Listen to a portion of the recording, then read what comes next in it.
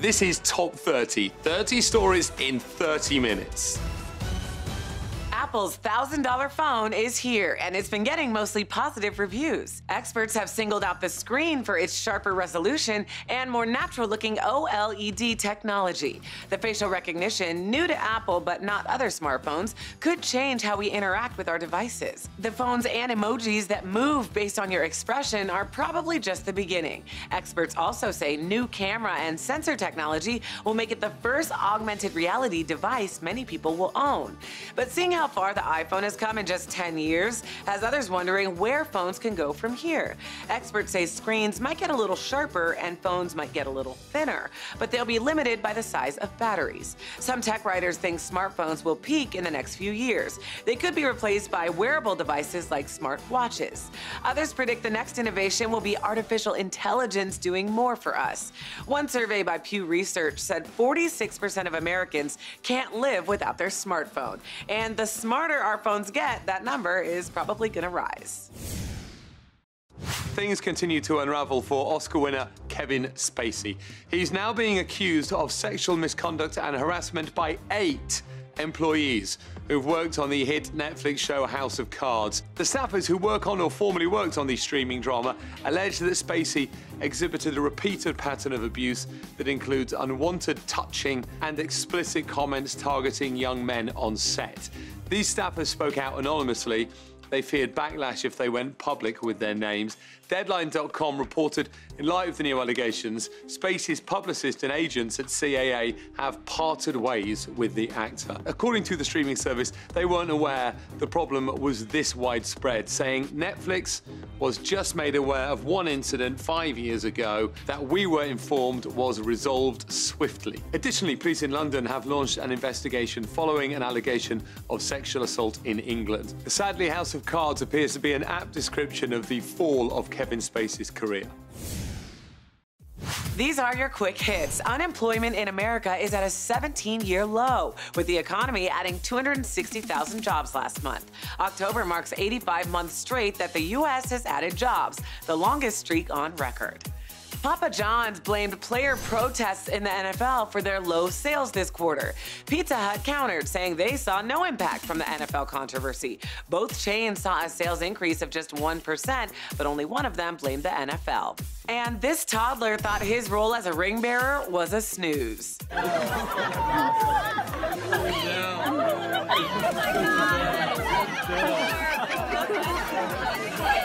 Let's just hope he doesn't do the same at his own wedding someday. Time now for Royal Watch with the Sun. Let's check in with the legendary Arthur Edwards, the Sun's royal photographer for 40 years. Today he's in Malaysia. Arthur, welcome back. Thank you, it's good to be back. Arthur, Prince Harry went to Chicago this week and spent time with President Obama and Michelle. Tell us about it. Well, you know, he went to, it was the inaugural of the Obama Foundation, and Harry went over to support it. And of course, you know, he was talking about, to a lot of young people, about the problems in inner cities. He then went on about his inspiration, which was Princess Diana. She took on some very, very sort of, which was not considered very favourable projects. One of them, of course, was HIV. Back in England, Kate played a bit of tennis. Arthur, what happened? She played a couple of shots with the kids, said she was unfit, and said, but what she did say was, she said, George, Prince George, her son, she's trying to teach him tennis, but all he wants to do is just whack the ball. If you want your kids to play tennis really well or professionally, you've got to start them very, very young.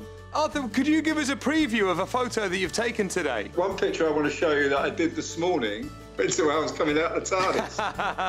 That's great. And that is, of course, Doctor Who's time machine. The Royals need no time machine to go back in time. But Arthur, I look forward to next week. Thank you.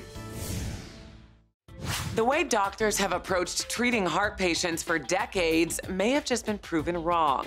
Every year, at least 500,000 patients get stent implants to open blocked arteries. Heart stents are small cages made of metal or fabric. If you're having a heart attack, they could save your life. But they're most often prescribed to relieve chest pain from a blocked artery. Well, this week, researchers announced that for many patients experiencing pain, stents are useless. Their findings were published in the medical journal The Lancet. It's one of few heart studies where some patients got a fake procedure. Others got real stents. All subjects got drugs to prevent artery blockage. Weeks later, all of them were interviewed about their pain and asked to run on treadmills. There was no difference between the two groups. Some cardiologists called the findings unbelievable. Others said more research was needed because the study only lasted for 6 weeks. Inserting a stent can be expensive and risky. The study's authors say their findings raise questions about whether they should be used so often. President Donald Trump announced his choice to take over the United States Federal Reserve and steer the world's biggest economy. Trump officially nominated Jerome Powell for the position of Fed chairman. He is currently one of the 7 members on the Federal Reserve Board of Governors and served as a Treasury official in the George H.W. Bush administration. The 64-year-old worked many years as an investment banker and lawyer and is worth up to $55 million, making him the wealthiest Fed chair in almost 70 years. He would also be the first Fed chair in more than 40 years to not have an economics degree. Powell is expected to be confirmed by the Senate and then will take over in February when current Fed chair Janet Yellen's term ends.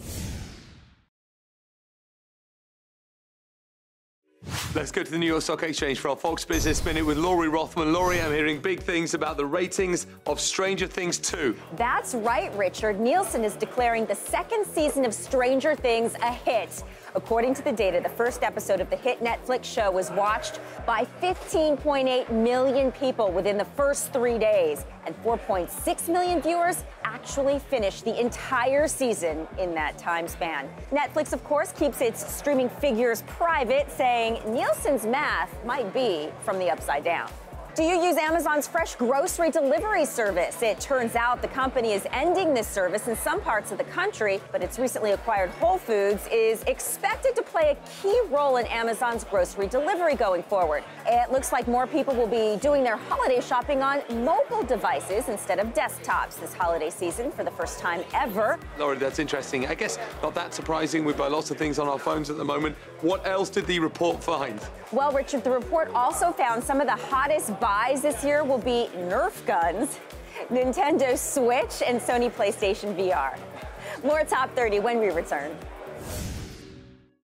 Disney has finally announced the full cast of its hotly anticipated Lion King remake. Combining live action with CGI, we'll see Donald Glover as Simba, Beyoncé as Nala, Chiwetel Ejiofor as Scar, and reprising his role from the 1994 original, James Earl Jones as Mufasa. The rest of the cast will be filled out by heavy hitters like Seth Rogen, Keegan-Michael Key, Alfre Woodard, Billy Eichner, John Oliver, and Eric Andre. The film will be directed by Jon Favreau, who successfully turned the animated classic The Jungle Book into a live-action smash.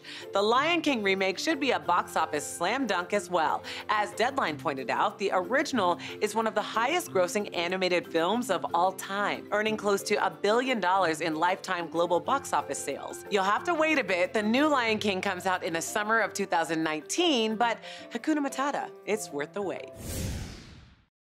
While Graceland, the palatial estate Elvis had built in 1957, might be the home that comes to mind when you think about the king of rock and roll, he actually grew up in the ghetto. According to GSW Auctions, 2 homes that reflect the king's meager beginnings will be put on the auction block this month. The first is Elvis's childhood home, which sits on 16.5 acres of land in Tupelo, Mississippi, and was built by Elvis's father and uncle, Vernon and Vester Presley.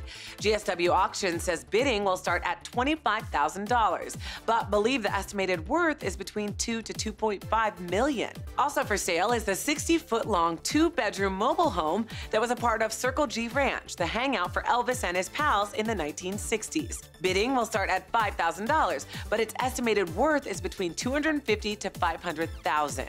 If you're interested in owning a piece of the king, more than 150 additional items will be auctioned off.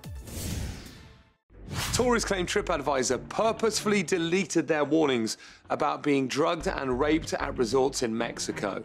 An investigation by the Milwaukee Journal Sentinel revealed that since July, more than 12 people say their reviews with details of spiked alcohol, sexual assault, and other injuries were deleted or never allowed to be published in the first place. TripAdvisor says they were determined to be inappropriate by the TripAdvisor community or removed by staff because they were off-topic or contain language or subject matter that was not family-friendly.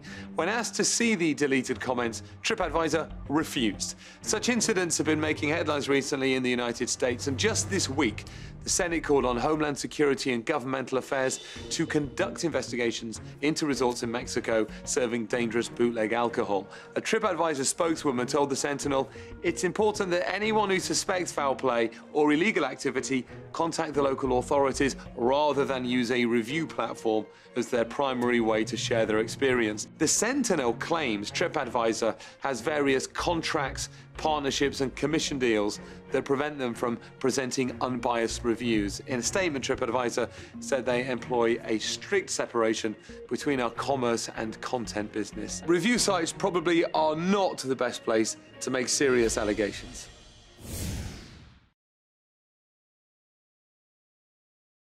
In today's Hometown Stories from Fox 29 Philadelphia, Brenda Quick wants to reunite an old photo album with its rightful owners. She was helping her friend Alicia clean her basement when she found the album. Brenda was fascinated by the pristine condition of the photos, some of which date back to the 1870s. Alicia said the album has been in her basement for 20 years, and then her father's home before that. After looking at the album again, Alicia realized it belonged to an old family friend who has since passed away. Now the women hope to find a long-lost relative so they can return this precious family heirloom. In our second story from Fox 4 Dallas, members of St. Luke's Community United Methodist Church hosted the Hope for Healing concert. The event raised money for those affected by Hurricane Harvey. The church's pastor, Michael Bowie, is from Houston.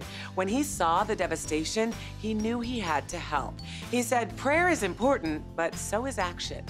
In our final story from Fox 10 Phoenix, Brad Lusk, a biotechnology scientist at Arizona State University, might get an honor few scientists ever receive, discovering a new life form.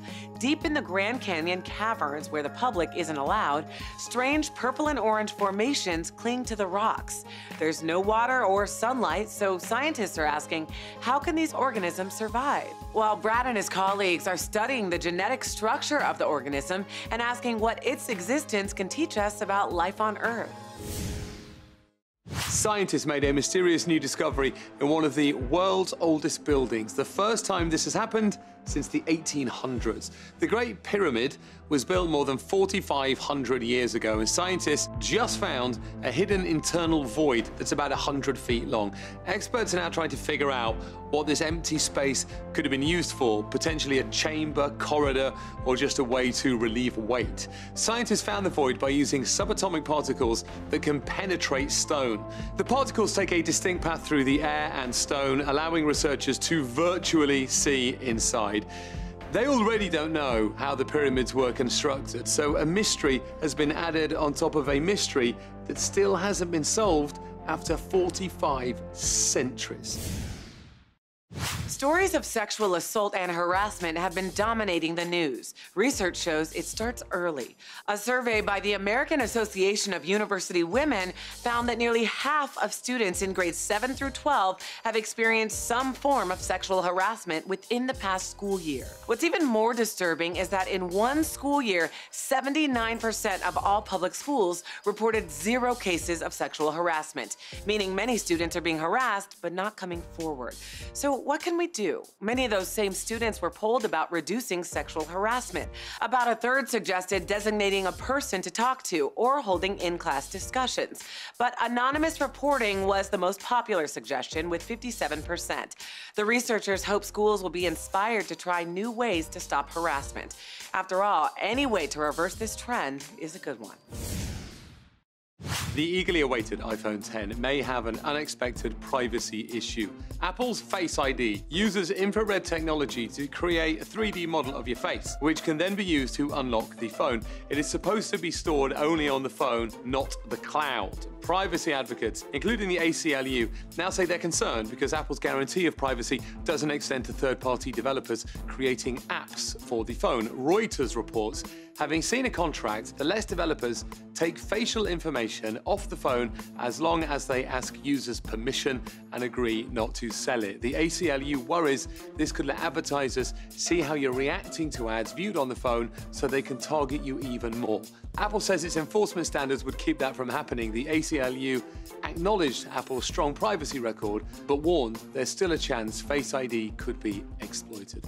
I'm very happy to sell my face to advertisers, but then again, I am on television. Astronomers made a discovery that has them questioning their entire theory on how planets form. They found a giant planet the size of Jupiter orbiting a star that's about half the size of the Sun. In fact, this is the largest planet compared to a star ever found, and it's a ratio that scientists didn't think was possible. Current theories of planet formation say small stars only have the gravitational pull to attract small rocky planets, and not anything that's way bigger than it. So this one discovery is calling into question theories of star and planet formation that were widely accepted. Astronomers say the unusually large planet is paired with a common star, and that signals other combinations like this may be out there. We just don't have the technology to find them right now.